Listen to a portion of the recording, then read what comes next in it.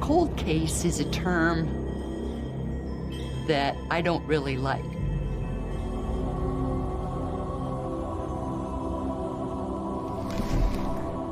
Because it brings the connotation that nobody's paying attention to it, which just isn't true. It's an unsolved case. I recall getting the old VHS tape out of evidence. What really stuck out to me in the Crashock case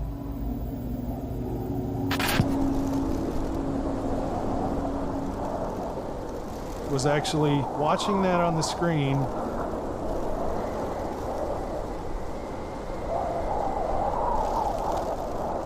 You see the snow-covered mountains in the background.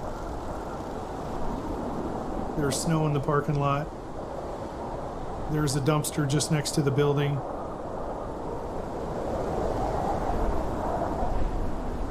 And then right beside the dumpster,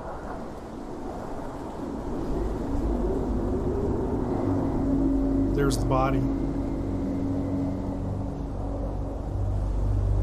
I remember Darlene's hair moving in the breeze with her naked body laying out in a parking lot with a bunch of snow. For me, that's when the brutality hit.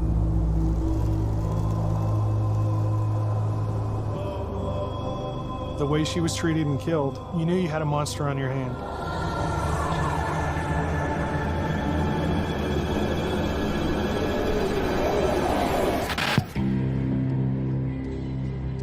I was a homicide detective with CSPD for 9 years, and the last 3 years it was strictly assigned to cold cases.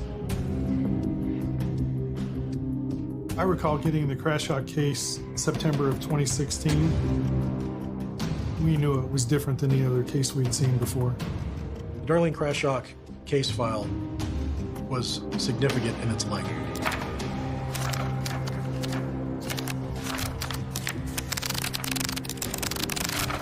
The pages were in the thousands easily. An immense amount of work had gone into that case with phenomenal amounts of physical evidence. It never ended for 32 years. Cases that either Lieutenant Kent had touched as a supervisor or as a detective. 30 years later, looking through this case file, Jim Isham and I knew that there was no stone left unturned. The man is a giant. I worked in my father's business when I got out of college, and I wound up hating it. And I said, I want to be a policeman. So I applied to several departments, and Colorado Springs was the first one that made an offer. My wife, Kathy, and I, we took Horace Greeley's advice, and we went west, and it was wonderful. So I was very busy being a policeman. I didn't like it. I loved it. I would have done it for free.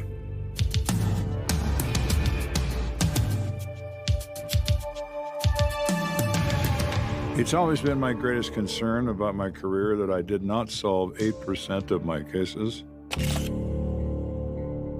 of my 387 cases. Victims who never got justice in court. But the only case that has no statute of limitations is homicide.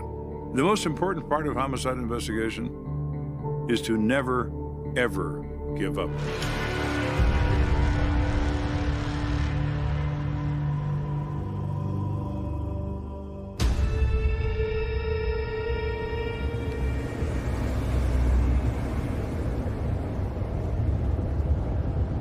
That early morning, it was around 5:20 in the morning.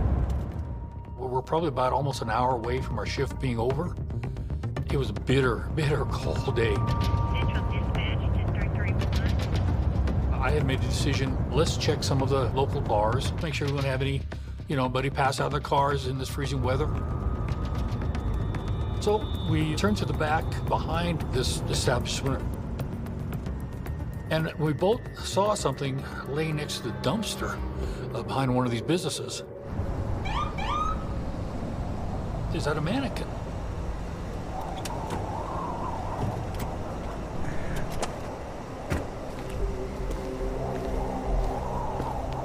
as we were closer,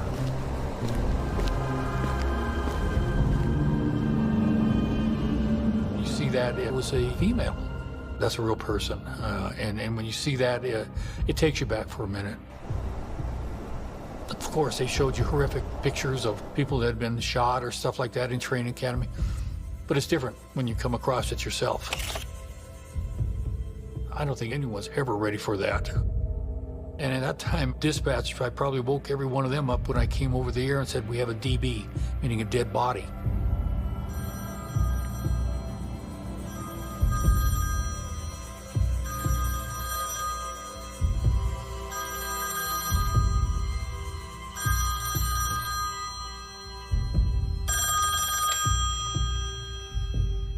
It's about 5:25 in the morning, and the phone rings. It's the PD Communications Center. So they have patrol officers on the scene of a discovered body at the rear of the Korean Club. In 1987, I'd been on the police department for 14 years. I was a sergeant in homicide. It's completely and totally unpredictable. There is no routine. Every case is absolutely unique.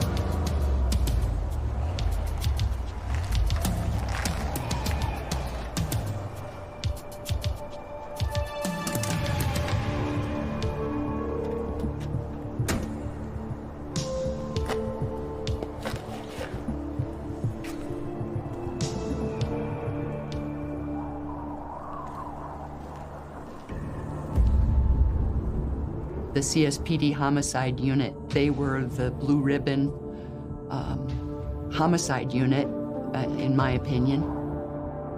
The sergeant on scene happened to be Joe Kenda, and I appreciated his dedication. He really wanted to do right by the victims.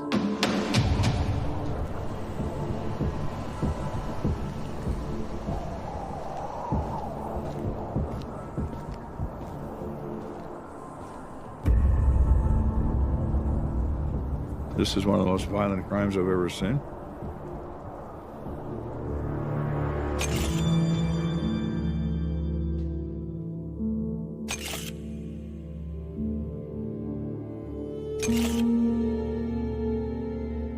I've seen many things, not many this extreme. What always sticks with me in cases is the crime scene itself, the appearance of the victim. The images of that never stop, never go away. We talk about words like, it was horrible and it was terrifying, but you don't really understand the meaning of that until you're knee-deep in the human perversion that is rape and murder.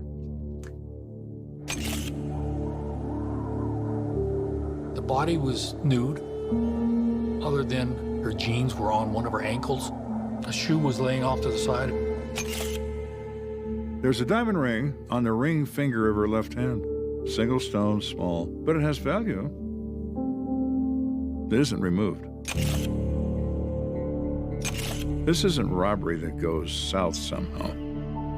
So that eliminates one motive almost immediately.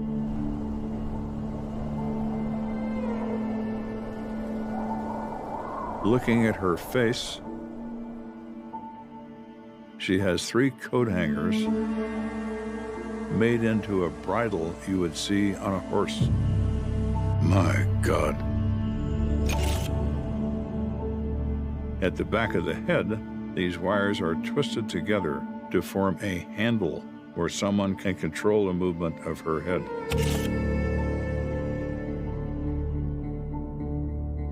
The wires cut into the joints of her cheeks and into the flesh of her face. It's very disturbing. Very disturbing.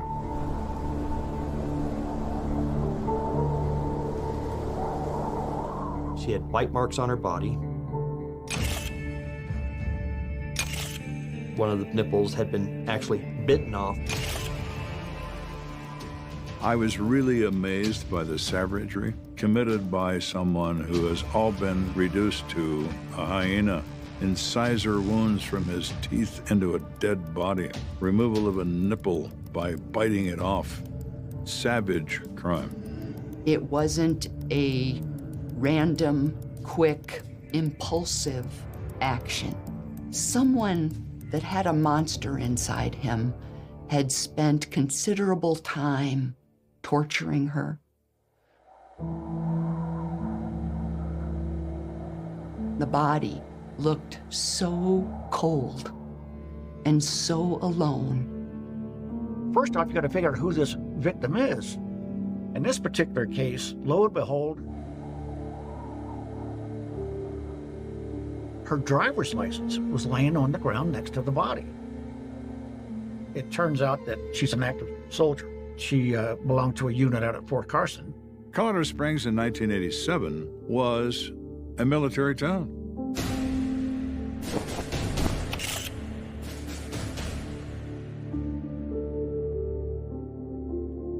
So we know that she's Darlene Krayshak and she's 20 years old. She's active duty military. She's young, has her whole life in front of her. And somebody took it from her in the worst possible way. But it puzzled me why he would display the ID. It's as if he's taunting us. Here's who she is. But you don't know who I am, do you?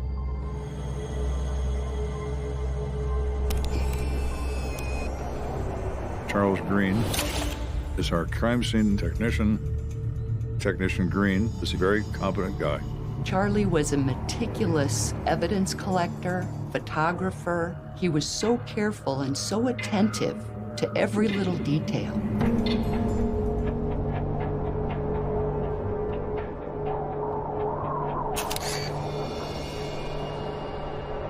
There was 3 cigarettes on the asphalt next to the body. It made me wonder why they were so close to the body. Is it an employee sneaking outside for a smoke break, or is it our perpetrator admiring his work? So when we collected this evidence, we did so with the best possible methods, rubber gloves, masks, everything, in order to preserve it for subsequent identification. We see tire tracks right next to this body,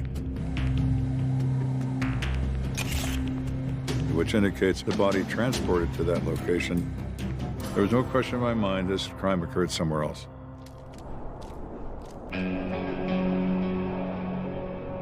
Where did it occur? We don't know. The question is, who is responsible for this death?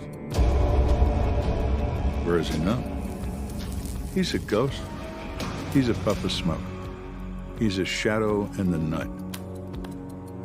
How am I going to figure this out? After Sergeant Kenda arrived, closer examination was made of the body.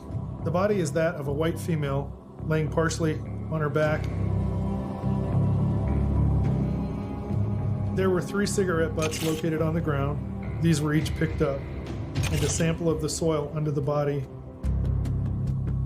The evidence they collected had been packaged, categorized, just like we would today. And what that does is it preserves that evidence. If we didn't have the evidence that they collected in 1987, the case goes nowhere.